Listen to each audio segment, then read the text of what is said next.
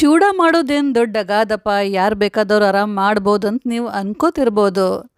ಆದ್ರೆ ಜಾಸ್ತಿ ಪ್ರಮಾಣದಾಗ ಚೂಡ ಮಾಡೋ ಮುಂದೆ ಕೆಲವೊಂದು ಸಣ್ಣ ಪುಟ್ಟ ವಿಷಯಗಳ ಕಡೆ ನಾವು ಲಕ್ಷ ಕೊಡ್ಬೇಕಾಗ್ತೈತ್ರಿ. ಇಲ್ಲ ಅಂತಂದ್ರೆ ಚೂಡ ಟೇಸ್ಟೇ ಹಾಳಾಗ್ತೈತಿ ಮತ್ತು ಚೂಡನೂ ಭಾಳ ಜಲ್ದಿ ಮೆತ್ತಗಾಗ್ತಾವು. ಇವತ್ತಿನ ರೆಸಿಪಿ ಉತ್ತರ ಕರ್ನಾಟಕ ಸ್ಟೈಲ್ ಅವಲಕ್ಕಿ ಚೂಡ.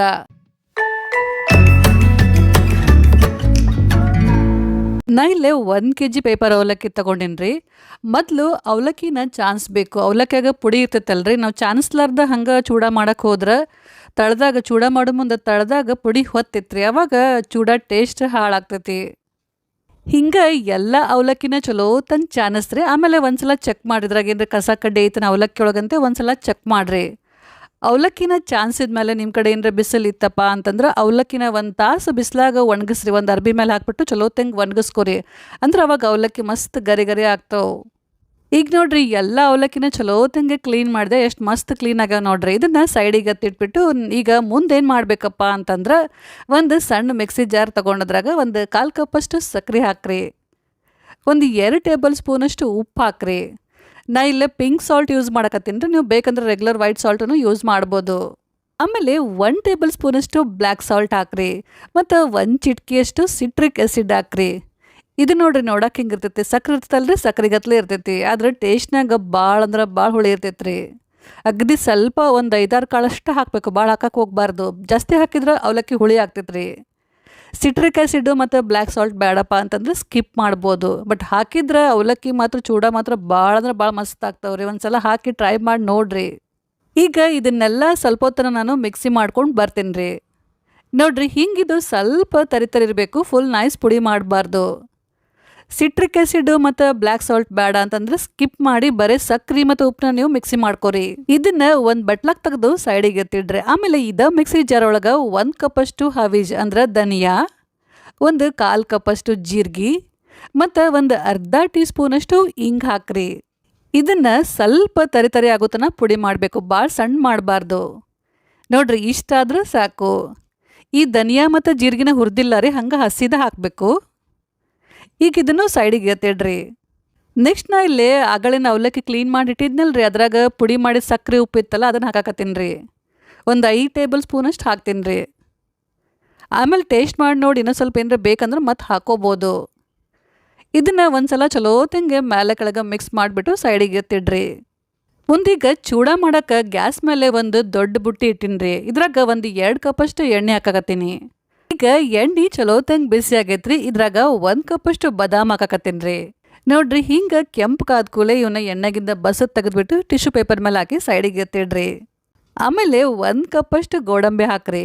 ಸ್ವಲ್ಪ ಕೆಂಪಾದ ತಕ್ಷಣ ಇವನ್ನ ಎಣ್ಣೆಯಿಂದ ಬಸದ್ ತೆಗೆದು ಸೈಡಿಗೆ ಎತ್ತಿಡ್ರಿ. ಯಾಕಂದ್ರೆ ಪೂರ ಕೆಂಪಾಗೋತನ ಫ್ರೈ ಮಾಡಿದ್ರೆ ಇವು ತಣ್ಣಗಾದ್ಮೇಲೆ ಇನ್ನಷ್ಟು ಕೆಂಪಾಗ್ತಾವೆ. ಹಂಗಾಗಿ ಸ್ವಲ್ಪ ಕೆಂಪಾದ್ಮೇಲೆ ತೆಗೆದ್ಬಿಡ್ರಿ.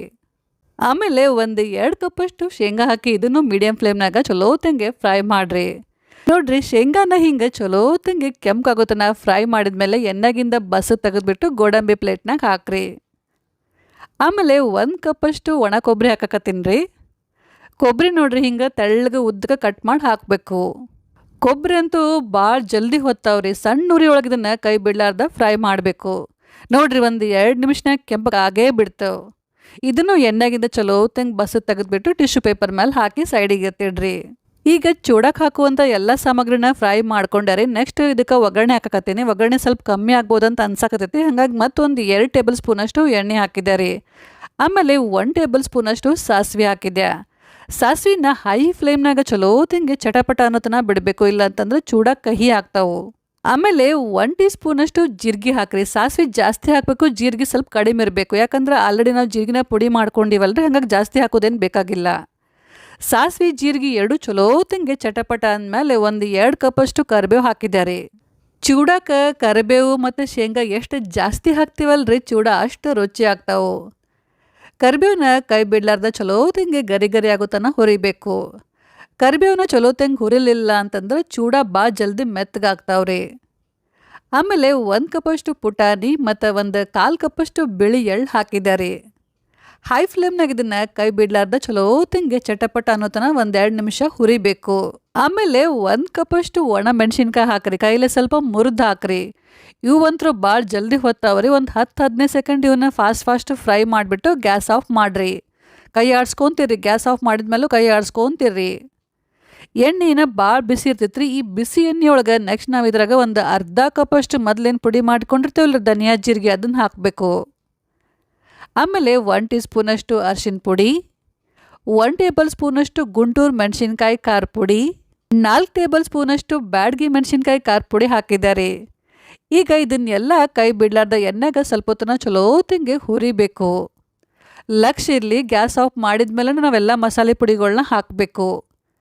ಎಣ್ಣೆಗೆ ಏನರ ಮಸಾಲೆ ಪುಡಿ ಏನರ ಸ್ವಲ್ಪ ಹೊತ್ತಪ್ಪ ಜಾಸ್ತಿ ಬಿಸಿ ಆತಂದ್ರೆ ಚೂಡ ಕಹಿ ಆಗ್ತೈತಿ. ಅದಕ್ಕೆ ಗ್ಯಾಸ್ ಆಫ್ ಮಾಡಿ ನಾವೆಲ್ಲ ಮಸಾಲೆ ಪುಡಿಗಳನ್ನ ಹಾಕಬೇಕು.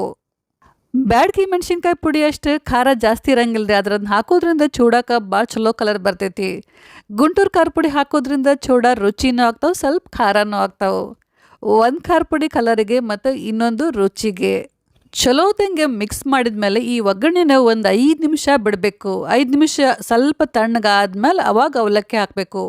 ಪೂರ ತಣ್ಣಗಿದ್ದಾಗೂ ಹಾಕಬಾರ್ದು, ಪೂರ ಬಿಸಿ ಇದ್ದಾಗೂ ಹಾಕಬಾರ್ದು. ಯಾಕಂದ್ರೆ ಬಿಸಿ ಒಗ್ಗರಣೆ ಒಳಗೆ ನಾವು ಅವಲಕ್ಕಿ ಹಾಕಿದ್ರೆ ಅವಲಕ್ಕಿ ಭಾಳ ಜಲ್ದಿ ಪುಡಿ ಆಗ್ತಾವ್ರಿ. ಈಗ ಇದನ್ನು ಅಗದಿ ಅಮಾತ್ಲೆ ಚಲೋತಂಗೆ ಸಾವಕಾಶ ಮಿಕ್ಸ್ ಮಾಡಬೇಕು. ಆಮೇಲೆ ಲಕ್ಷ ಇರಲಿ ಫ್ರೆಂಡ್ಸ್, ಗ್ಯಾಸ್ ಆಫ್ ಮಾಡಿ ನಾವು ಅವಲಕ್ಕಿ ಹಾಕಿ ಮಿಕ್ಸ್ ಮಾಡಬೇಕು. ಹಿಂಗೆ ಎಲ್ಲ ಚಲೋತಂಗೆ ಮಿಕ್ಸ್ ಮಾಡಿದ್ಮೇಲೆ ಒಂದು ಸ್ವಲ್ಪ ಟೇಸ್ಟ್ ಮಾಡಿ ನೋಡ್ರಿ. ಇನ್ನೂ ಸ್ವಲ್ಪ ಉಪ್ಪು ಖಾರ ಏನಾರ ಬೇಕಂದ್ರೆ ಈಗ ಹಾಕ್ಬೋದು. ನಂಗಂತೂ ಇಲ್ಲಿ ಖಾರ ಉಪ್ಪು ಎಲ್ಲ ಅಗದಿ ಕರೆಕ್ಟ್ ಆಗೈತ್ರಿ. ಆಮೇಲೆ ಎಣ್ಣೆ ನೋಡ್ರಿ ಅಗದಿ ಬರೋಬ್ಬರಿ ಆಗೈತಿ. ನೀವು ಬೇಕಂದ್ರೆ ಇನ್ನೂ ಸ್ವಲ್ಪ ಉಪ್ಪು ಹಾಕೋಬೋದು. ನಮ್ಮ ಮನೆಗೆ ನಾವು ಉಪ್ಪು ಸ್ವಲ್ಪ ಕಡಿಮೆ ತಿಂತೀವಿ, ಹಾಗಾಗಿ ನಡಿತೈತಿ. ಈಗ ಮತ್ತೆ ಗ್ಯಾಸ್ ಆನ್ ಮಾಡ್ರಿ. ಸಣ್ಣ ಉರಿ ಒಳಗಿಟ್ಬಿಟ್ಟು ಅವಲಕ್ಕಿನ ಚಲೋತಂಗೆ ಗರಿ ಆಗೋ ತನಕ ಕೈ ಬಿಡ್ಲಾರ್ದ ಹುರಿಬೇಕು. ಮೊದಲ ನಾವು ಅವಲಕ್ಕಿ ಹುರಿದು ಆಮೇಲೆ ಒಗ್ಗರಣೆ ಹಾಕಿ ಮಿಕ್ಸ್ ಮಾಡಕ್ಕೆ ಹೋಗ್ತೀವಲ್ರಿ, ಅವಾಗ ಅವಲಕ್ಕಿ ಜಲ್ದಿ ಮುರಿತಾವು.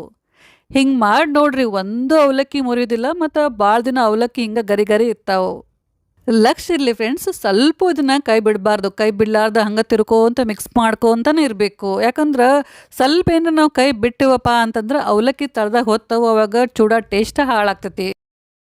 ಒಂದು 25 ನಿಮಿಷ ಆಯ್ತು ನೋಡ್ರಿ, ನಾನು ಸಣ್ಣ ಉರಿ ಒಳಗೆ ಕೈ ಬಿಡ್ಲಾರ್ದು ಹುರಿಯಾಕತ್ತು. ಈಗ ನೋಡ್ರಿ ಎಷ್ಟು ಮಸ್ತ್ ಗರಿ ಆದ ಅವಲಕ್ಕಿ.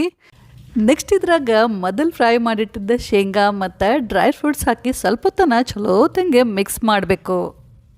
ಈಗ ಗ್ಯಾಸ್ ಆಫ್ ಮಾಡಿ ಇನ್ನೊಂದು ಸ್ವಲ್ಪ ಹೊತ್ತನ ಇದನ್ನು ಕೈ ಆಡಿಸ್ಕೊಂತೀರ್ರಿ. ಇವನ್ನ ಪೂರ ತಣ್ಣಗಾಗೋತನ ಹಿಂಗೆ ಇದ್ದ ಕಡಾಯಿ ಒಳಗೆ ಬಿಡ್ರಿ, ಇವು ಇನ್ನಷ್ಟು ಗರಿ ಆಗ್ತಾವೆ.